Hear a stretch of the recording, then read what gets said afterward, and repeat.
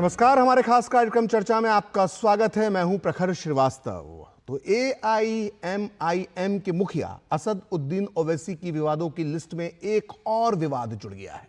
18वीं लोकसभा के सदस्य के तौर पर सांसद पद की शपथ लेने के बाद ओवैसी ने जय भीम, जय मीम, जय तेलंगाना के नारे लगाए और यहां तक तो सब ठीक था, लेकिन इसके बाद उन्होंने जय फिलिस्तीन का नारा लगा दिया। जी हां, ओवैसी शपथ ले रहे थे देश की संसद में, शपथ ले रहे थे भारत के संविधान के नाम पर, लेकिन नारा लगाया जय फिलिस्तीन का।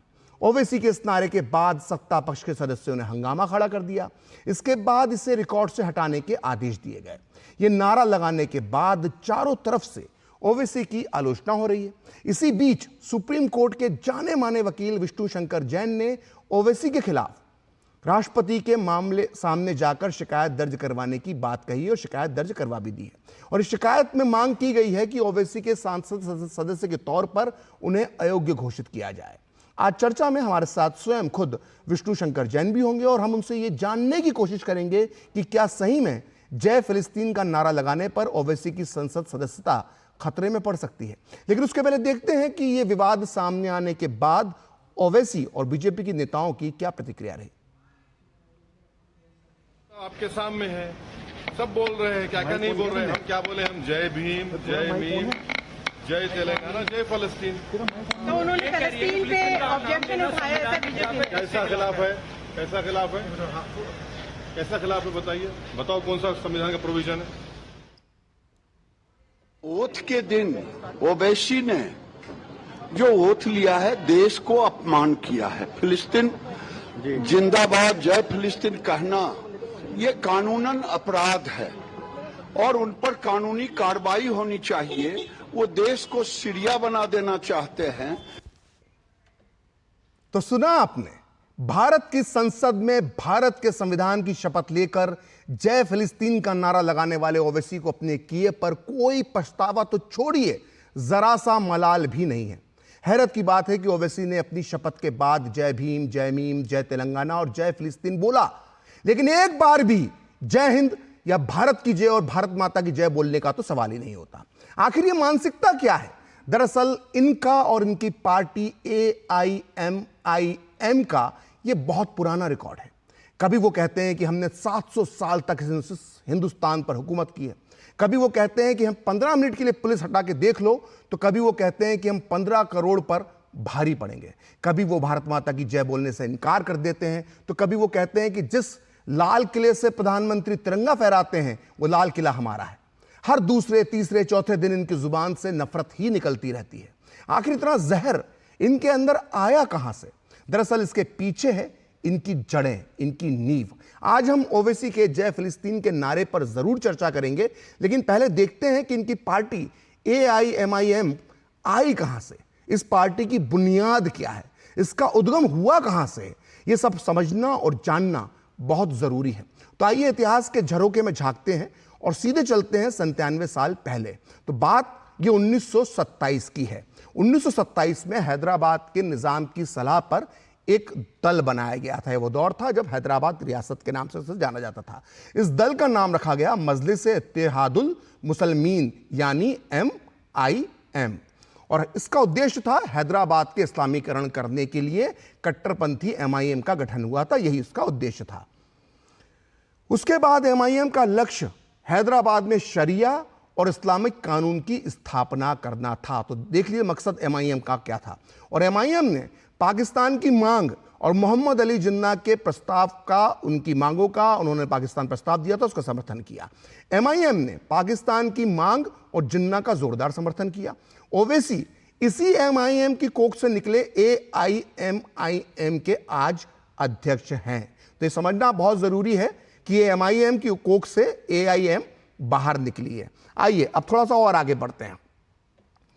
तो अगर हम इस MIM का और आगे का अध्ययन करेंगे तो और भी कई खुलासे सामने आते होंगे। आपने देखा होगा कि इनकी पार्टी के जो नेता हैं अक्सर बयान जो इनके होते हैं वो माहौल बिगाड़ने वाले होते हैं।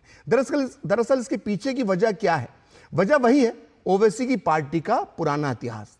तो हमने अभी आपको बताया कि किस तरह से ओवैसी की जो ये पार्टी थी वो पुश्तैनी पार्टी MIM का इतिहास जो है वो MIM से जुड़ा हुआ है, AIMM का इतिहास। अब हम आपको बताएंगे कि इस पार्टी का हिंदू विरोधी खूनी इतिहास क्या है। असल में जिन्ना की मुस्लिम लीग के साथ मिलकर MIM ने हैदराबाद में पाकिस्तान के विचार को इतना खाद पानी दिया था कि एक दिन यह आज़ाद भारत की एक बहुत बड़ी समस्या बन गई। ये तो हुई MIM की पाकिस्तान परस्त विचारधारा की बात, लेकिन इसकी खूनी करतूतों की कहानी शुरू होती है 1944 में, जब इस MIM की कमान कासिम रिजवी नाम के कट्टरपंथी नेता के हाथ में आ गई। तो 1946 में कट्टरपंथी कासिम रिजवी जो था उसने MIM का वो मुखिया बना, और ये बेहद कट्टरपंथी था और ये हैदराबाद का रहने वाला था। और कासिम रिजवी ने MIM के साथ 1.5 लाख रजाकारों की सेना बनाई, ये पर्सनल मिलिशिया बनाया। और कासिम रिजवी के इशारे पर जो रजाकार थे, जो उसकी पर्सनल मिलिशिया थी, वो हिंदुओं पर अत्याचार करती थी आए दिन। और आंकड़े बहुत चौंकाने वाले हैं। रजाकारों की सेना ने, मतलब MIM के साथ जुड़े हुए जो रजाकार थे, उनकी सेना ने हैदराबाद में 2 लाख हिंदुओं का कत्ल किया, ऐसा आरोप है। और रजाकारों की सेना पर हैदराबाद में 2 लाख हिंदुओं के कत्ल का आरोप है। आपको फिर से बता रहे हो, रजाकार हैदराबाद के हिंदुओं से 40 के दशक में जजिया कर भी वसूलते थे, जैसा कि औरंगजेब किसी जमाने में मुगल काल में करता था। और कासिम रिजवी हैदराबाद को अलग देश बनाए जाने का घनघोर कट्टर समर्थक था, और उसकी ताकत थी उसके रजाकारों की सेना। और कासिम रिजवी के सीधे ताल्लुकात मोहम्मद अली जिन्ना से, पाकिस्तान के संस्थापक मोहम्मद अली जिन्ना से कासिम रिजवी के तार थे। और कासिम रिजवी के सीधे संबंध जो मोहम्मद अली जिन्ना तक जाते थे। तो आप सोच रहे होंगे कि इस कासिम रिजवी की MIM का ओवैसी की MIM से क्या संबंध है। दरअसल MIM की कोख से ही AIMIM यानी ओवैसी की खानदानी पार्टी का जन्म हुआ है। वो कैसे, आइए हम आपको ग्राफिक्स के माध्यम से ये समझाते हैं। तो सरदार पटेल के आदेश पर 1948 में हैदराबाद को आज़ाद करवाने का फैसला हुआ था, और उसके बाद भारत की सेना ने 1948 सितंबर महीने में ऑपरेशन पोलो के तहत हैदराबाद के अंदर भारतीय सेना दाखिल हो गई। और भारतीय सेना के सामने जो कासिम रिजवी की रजाकारों की सेना थी और हैदराबाद स्टेट की सेना थी, वो महज 5 दिन में ही ढेर हो गई। उसने अपने हथियार डाल दिए। इसके बाद कासिम रिजवी को गिरफ्तार किया गया और MIM पर प्रतिबंध लगा दिया। इस बात पर बहुत ध्यान देने वाली बात है कि MIM पर भारत विरोधी गतिविधि की वजह से प्रतिबंध लगा दिया गया। 1957 में गद्दार कासिम रिजवी को नेहरू सरकार ने रिहा कर दिया। किसी और देश में इसने गद्दारी की होती तो आजीवन एक कारावास में रहता, लेकिन नेहरू सरकार ने इसको 1957 में जेल से छोड़ दिया। और जेल से छूटने के बाद कासिम रिजवी ने पाकिस्तान में बसने का फैसला किया।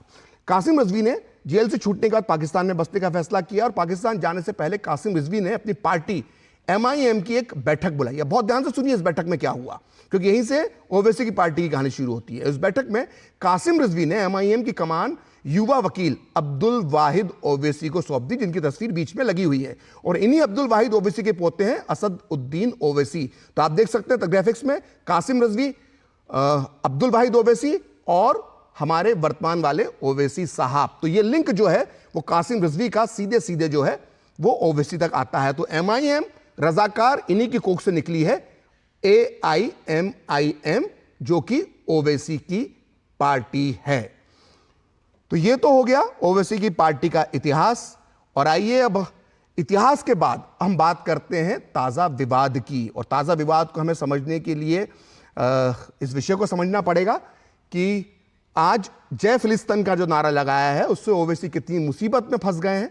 और इसी पर चर्चा करने के लिए मेरे साथ मौजूद हैं 2 खास मेहमान। मेरे साथ जुड़ चुके हैं विष्णु शंकर जैन, जिन्होंने इस पूरे मामले में राष्ट्रपति के सामने शिकायत की है। आपका बहुत बहुत स्वागत है विष्णु शंकर जैन जी। और साथ ही मेरे साथ मौजूद हैं प्रफुल्ल केतकर, जो संपादक हैं ऑर्गेनाइजर के। आप दोनों का बहुत बहुत स्वागत है। विष्णु जी, शुरुआत में आपके साथ करना चाहूँगा, ये मामला बनता कैसे है? क्या जय फिलिस्तीन बोल देना संसद में, क्या ये कोई संसदीय परंपरा का, नियमों का उल्लंघन है, और क्या इससे सदस्यता भी जा सकती है? विष्णु जी। देखिए, आपने बड़ा अच्छा अपने आज जब प्रोग्राम में रिसर्च दिखाया, बहुत ही एजुकेटिव रिसर्च दिखाया। थोड़ा सा इसमें ऐड करना चाहता हूं, उसके बाद आपके सवाल पे आ रहा हूं। जी बिल्कुल। इसमें आप अगर ओवैसी साहब की पार्टी का संविधान पढ़ेंगे, जो भी पार्टी इलेक्शन कमीशन में रजिस्टर होती है, तो वो एक कॉन्स्टिट्यूशन देती है। अगर आप उनका संविधान पढ़ेंगे, संविधान को भी मैंने दिल्ली हाईकोर्ट में चुनौती दी थी। आज तक दिल्ली हाईकोर्ट ने उनको 5 साल पहले नोटिस जारी किया था, आज तक उन्होंने अपना एफिडेविट तक कोर्ट में दाखिल नहीं किया है। और वो संविधान उनका क्या कहता है, बड़ा इंटरेस्टिंग है। ये पार्टी क्या काम करेगी? ये पार्टी काम करेगी सोशल जस्टिस और इकोनॉमिक अपलिफ्टमेंट के लिए, सिर्फ और सिर्फ मुस्लिम्स के लिए। स्ट्राइव करेगी यूनिटी सिर्फ और सिर्फ मुस्लिम्स के लिए, एजुकेशन प्रमोट करेगी सिर्फ और सिर्फ मुस्लिम्स के लिए, अनएम्प्लॉयमेंट रिमूव करेगी सिर्फ और सिर्फ मुस्लिम्स के लिए, और भी बहुत सारे ज़कात और मतलब पूरा जो फेरिस्त है वो सिर्फ और सिर्फ मुस्लिम समाज के लिए है। और इस देश की विडंबना देखिए और कैसे इन लोगों ने विष्णु जी, 1 मिनट रोकूंगा मैं आपको, 1 मिनट के लिए रोक रहा हूं। ये जो आपने संविधान पढ़ के सुनाया, बहुत रोचक जानकारी आपने दी है। क्या ये कानून गलत होता है कि आप सिर्फ क्लियर ये लिखे कि सिर्फ मुसलमानों के लिए ही हम करेंगे? जी एब्सोल्युटली रॉन्ग है सर, और मैं उसको आपको वही बात कहना चाह रहा था। ऐसा संविधान ना बने किसी पार्टी का। इसमें 2 जजमेंट्स है, एक सुप्रीम कोर्ट में 7 जजेस की खंडपीठ में मामले की सुनवाई हुई कि क्या आप धर्म के आधार पर वोट मांग सकते हैं। सुप्रीम कोर्ट ने 4:3 की मेजोरिटी से जजमेंट दिया कि आप धर्म के नाम पे वोट नहीं मांग सकते हैं, अभिराम सिंह के केस में। पहली बात। दूसरी बात, इस बात को देखते हुए सेक्शन 29A और B लाया गया रिप्रेजेंटेशन ऑफ पीपल एक्ट में, जिसमें हर एक पार्टी को मैंडेट दिया गया कि आप एफिडेविट देंगे कि आप सेक्युलरिज्म के प्रिंसिपल को अवॉइड करते हैं। अच्छा। तो ओवैसी साहब ने ये संविधान तो लिखा और साथ में एफिडेविट भी दिया कि हम सेक्युलरिज्म के प्रिंसिपल को अवॉइड करते हैं। तो ये कैसा, किस तरह की पार्टी है, किस तरह का सेक्युलरिज्म है जो पूरी की पूरी पार्टी की संरचना सिर्फ और सिर्फ मुस्लिम समाज के बेनिफिट के लिए बनी है?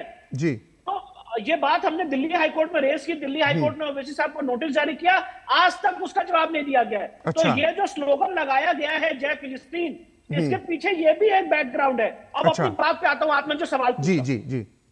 देखिए आर्टिकल 102 संविधान का बहुत ही क्लियरली मैंडेट क्या करता है, इफ एनी। और मैं देखिए जय भीम, जय मीम, अल्लाह अकबर, तकबीर और जो भी उन्होंने बाकी अपने इस्लामिक का नारे लगाए, उसको हमने चुनौती नहीं दी है। The moment you show your allegiance और एडहेरेंस, जिसको अगर हिंदी में उसका अनुवाद करें, आप अपना समर्थन या सपोर्ट या अपना झुकाव किसी फॉरेन नेशन के प्रति आप व्यक्त करते हैं, that moment itself sir, with lot of sense of responsibility, I want to say you are disqualified from being a member of Parliament. ये आर्टिकल 102 का मैंडेट है। तो जैसे ही कोई आदमी कहता है जय फिलिस्तीन, सपोज करिए कल को कोई आदमी कहता है जय नेपाल, जय बांग्लादेश, जय श्रीलंका, जय रशिया, जय USA, you can not say it as a member of parliament. आप टैक्स पेयर के मनी से दूसरे देश को सपोर्ट या समर्थन नहीं कर सकते। वही भारत का संविधान हाथ में लेकर। यस, यही मैं बता रहा हूं। पहला कंट्रडिक्शन पार्टी का संविधान और एफिडेविट सेक्युलरिज्म का, जो सबसे बड़ा कंट्रडिक्शन है। दूसरा कंट्रडिक्शन, भारत की पार्लियामेंट में स्पीकर के सामने फ्लोर ऑफ द हाउस में खड़े होकर संविधान के द्वारा शपथ ली जा रही है और संविधान विरोधी काम किया जा रहा है। अब देखिए इंपॉर्टेंट बात क्या है, इंपॉर्टेंट बात क्या है इसमें। अगर आप ये कहते हैं the cat is out of the bag, मैं आपको ये बताना चाहता हूं, अगर आप अपना समर्थन, एलिजियंस या एडहेरेंस, अपना सपोर्ट, अपनी निष्ठा किसी और फॉरेन स्टेट के प्रति व्यक्त करते हैं, that moment itself you are disqualified. और इसके लिए हमने राष्ट्रपति के सामने ये पिटीशन दी है। संविधान ने ऐसी संरचना की है कि अगर इस तरह का मामला आए तो उसको सुप्रीम कोर्ट, हाई कोर्ट या सबऑर्डिनेट जुडिशरी नहीं सुनेगी। सिर्फ और सिर्फ राष्ट्रपति को अधिकार दिया है बात सुनने का, और राष्ट्रपति के सामने जब ऐसी याचिका जाएगी, राष्ट्रपति जो सबसे सेकंड सुप्रीम मोस्ट अथॉरिटी है, इंडिपेंडेंट अथॉरिटी माना जाता है इलेक्शन कमीशन ऑफ इंडिया, उससे एक ओपिनियन लेगी आर्टिकल 103 के तहत। ओपिनियन के समय दोनों पक्षों को सुना जाएगा, इलेक्शन कमीशन अपनी ओपिनियन फॉरवर्ड करेगा to the president of India, और उसके बाद राष्ट्रपति जो निर्णय लेंगे वो फाइनल होगा। ठीक है, बहुत महत्वपूर्ण जानकारी दी है, लेकिन चर्चा को थोड़ा सा भी विराम देंगे और ब्रेक लेंगे, और ब्रेक के बाद हम जानने की कोशिश करेंगे प्रफुल्ल जी से कि इस तरह के नारे लगाने के पीछे मानसिकता क्या है। लेते हैं एक छोटा सा ब्रेक। बढ़िया है, प्राकृतिक हल्दी, मिर्ची, धनिया नहीं, मिर्ची, धनिया, हल्दी, MDH। मैं क्या जी, सब जानते हैं, जहां दिखे मारियो, अपना समझ के खा लियो। स्वाद से सबको दीवाना कर दे, दीवाना कर दे। पता का चाय, गजब का स्वाद।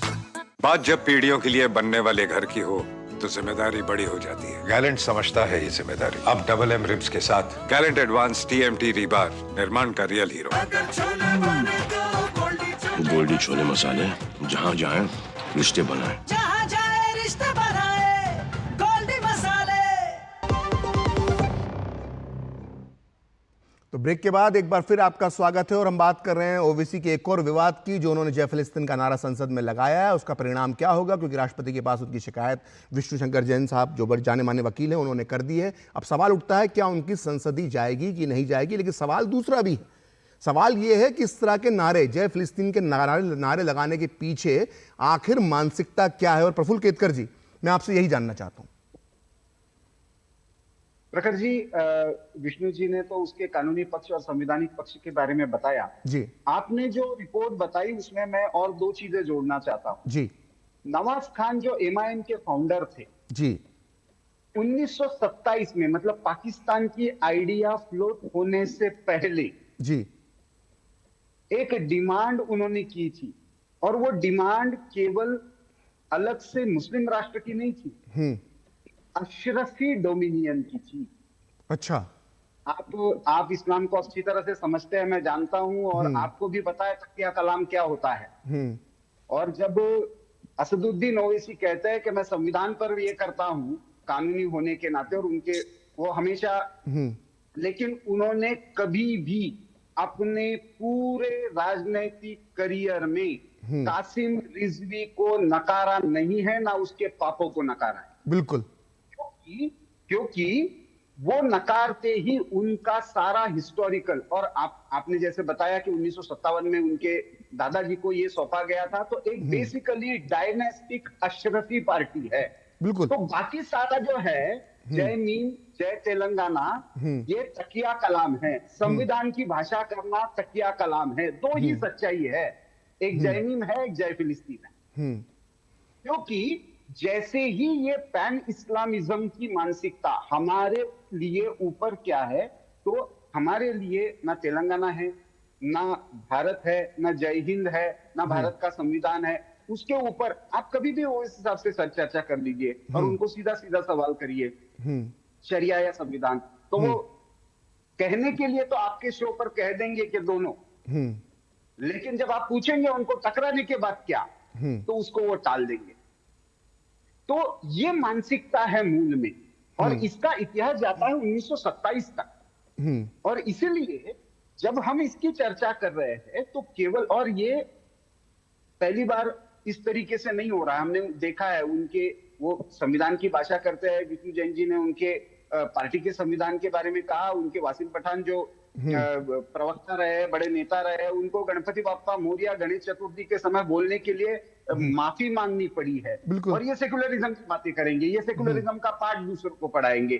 तो ये जो मूल मानसिकता है, ये अपने मजहब को देश से ऊपर रखने की मानसिकता है, पैन इस्लामिज्म की मानसिकता है।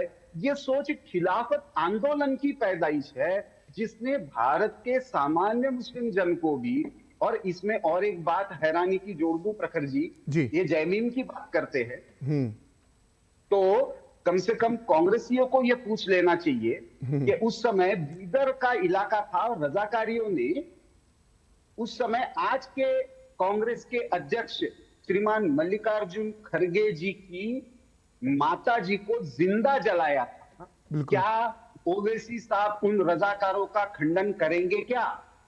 जयमीम के नाम पर आज खड़गे जी को माफी मांगेंगे क्या? और खड़गे जी जैसे बहुत सारे दलित उस समय परिवार थे जिनके घर जलाए गए, जिनके माता बहनों की इज्जत लूटी गई। ये आपने बहुत बड़ी जानकारी दी है जो बहुत कम लोग जानते हैं प्रफुल्ल जी। कासिम रिजवी के पापों की माफी देश से मांगेंगे क्या? बिल्कुल, आपने बहुत महत्वपूर्ण जानकारी दी है प्रफुल्ल जी, क्योंकि ये जानकारी बहुत कम लोगों को है, क्योंकि जो खड़गे जी की माताजी को जलाया था, ये जानकारी आपने दी।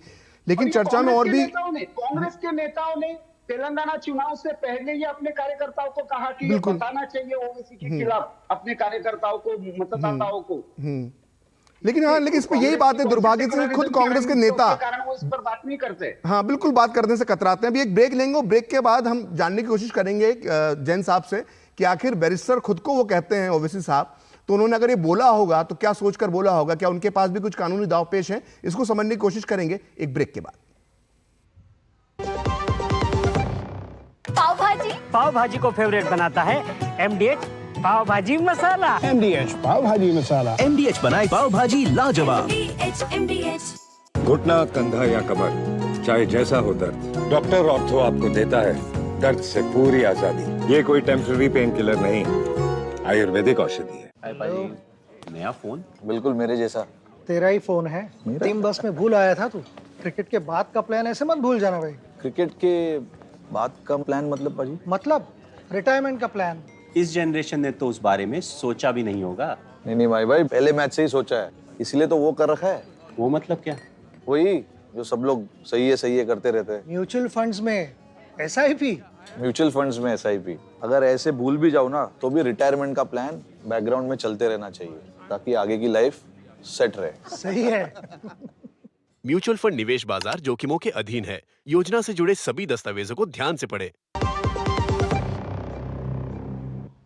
तो ब्रेक के बाद एक बार फिर आपका चर्चा में स्वागत है और हम बात कर रहे हैं कि क्या सांसदी जाएगी ओवैसी साहब की। और इस पर चर्चा करने के लिए मेरे साथ मौजूद है विशु शंकर जैन, जिन्होंने आज ये अपील दायर करी है राष्ट्रपति के सामने कि जय फिलिस्तीन बोलने पर उनकी सदस्यता रद्द होना चाहिए। मेरा सवाल ये कि एक बार और विवाद ओवैसी परिवार के साथ जुड़ा था जैन साहब, जब उन्होंने उनके छोटे भाई ने अकबरुद्दीन ने नारा एक भाषण में कहा था कि 15 मिनट के लिए पुलिस हटा दो। वो सब हमने टीवी पे और हम सब ने वो यूट्यूब और सब में जगह पे देखा और आज भी वो मौजूद है, लेकिन उसके बाद भी वो कोर्ट से बच गए, उनको सजा नहीं हुई, कोर्ट ने उस चीज़ को नहीं माना। अब वो खुद बैरिस्टर अपने नाम के आगे लगाते हैं ओवैसी साहब, तो क्या उनको नहीं मालूम होगा कि जय फिलिस्तीन बोलने के परिणाम क्या होंगे, या परिणाम जानते हुए भी मानसिकता उन पर हावी थी तो इसलिए बैरिस्टर वाला दिमाग उनका जो है उन्होंने साइड में रख दिया और जो उनका कट्टरपंथी सोच है उसको उन्होंने आगे रख दिया? जैन साहब, मुझे ऐसा लगता है कि जब कोई व्यक्ति क्राइम करने जाता है तो कभी ना कभी वो फंस ही जाता है, चाहे वो कितना बड़ा वकील हो। अगर आपके मन के अंदर, आपके बीज में देश विरोधी गतिविधियां हैं, और मैं बात बहुत ही जिम्मेदारी से कहना चाहता हूं कि ये जो मुद्दा है ये सिर्फ और सिर्फ पॉलिटिकल मुद्दा नहीं है सर, ये बहुत ही सीरियस विषय है। ये बात हमने अपनी याचिका में लिखी है। It concerns national security, integrity, sovereignty of the country, Bharat की संप्रभुता, अखंडता, भारत की जो इंटरनल सिक्योरिटी है उससे जुड़ा हुआ मसला है कि आपके देश की पार्लियामेंट में एक ऐसा व्यक्ति गया हुआ है जो फिलिस्तीन की प्रति सॉलिडारिटी दिखा रहा है। अब उनके दिमाग में क्या है मैं वो भी आपको बता देता हूँ, और वो क्या तर्क आएगा ये भी आपको बता देता हूँ। सबसे पहले तर्क आएगा कि एस जयशंकर साहब ने फिलिस्तीन के प्रति समर्थन व्यक्त किया था अपनी फॉरेन पॉलिसी के द्वारा, वो आपको यही वीडियो सुनाएंगे। और उसके बाद दूसरा उनका जो डिफेंस आएगा वो ये आएगा कि बरेली के सांसद ने कहा जय हिंदू राष्ट्र, तो वो भी गलत है। अब इन सारे तर्कों को भी जरा एनालाइज कर लेते हैं। सबसे पहली बात यह है कि फॉरेन पॉलिसी के बारे में अगर कोई मिनिस्टर बात कर रहा है, या अगर आप कहते हैं कि पाकिस्तान के प्रति ऐसा होना चाहिए रवैया भारत का, तो वो आर्टिकल 102 को अट्रैक्ट नहीं करता। अगर आप कहते हैं जय हिंदू राष्ट्र, पहली बात तो जय हिंदू राष्ट्र कहना ऑफेंसिव नहीं है, आर्टिकल 102 का वायलेशन नहीं है, क्योंकि आप किसी और फॉरेन स्टेट को एलिजियंस नहीं शो कर रहे हैं। कोई हर हर महादेव का नारा लगा रहा है, अल्लाह अकबर का नारा लगा रहा है, तकबीर कर रहा है, ये सारी बातें 102 के परव्यू में नहीं आती। ये आपके धर्म का अपना एक विचार है जो आप वहां संसद में व्यक्त कर रहे हैं। आप चाहते हैं 27% आरक्षण पूरा का पूरा ओबीसी आरक्षण मुसलमानों को मिले, ये आपका अपना विचार है। But the moment you say जय फिलिस्तीन, it shows sir your allegiance, आपका झुकाव, आपका समर्थन टू अ फॉरेन स्टेट, और immediately you are becoming disqualified. Point यहाँ पे ये है। ठीक है, आपने बहुत अच्छी बात कही और इसी से जुड़ा एक आखिरी सवाल संक्षेप में मैं आपको उसका उत्तर चाहूंगा। प्रफुल्ल जी ये जानना चाहता हूं कि जो जय फिलिस्तीन का नारा ये किस सेंटीमेंट के तहत लगाया गया, क्योंकि हम देखते हैं कि भारतीय मुसलमान की अपनी बहुत सारी समस्याएं हैं, लेकिन अक्सर जो है कभी फिलिस्तीन के नाम पर, कभी किसी अलक्सा मस्जिद के नाम पर, या हम देखते हैं कि फ्रांस में मैक्रो हो जाता है तो यहाँ मैक्रो को कुछ कानून बनाते हैं तो यहाँ पे प्रदर्शन होते हैं। तो इसकी पीछे सोच क्या काम करती है, क्या ओवैसी जैसे लोग उन्हें भड़काते हैं?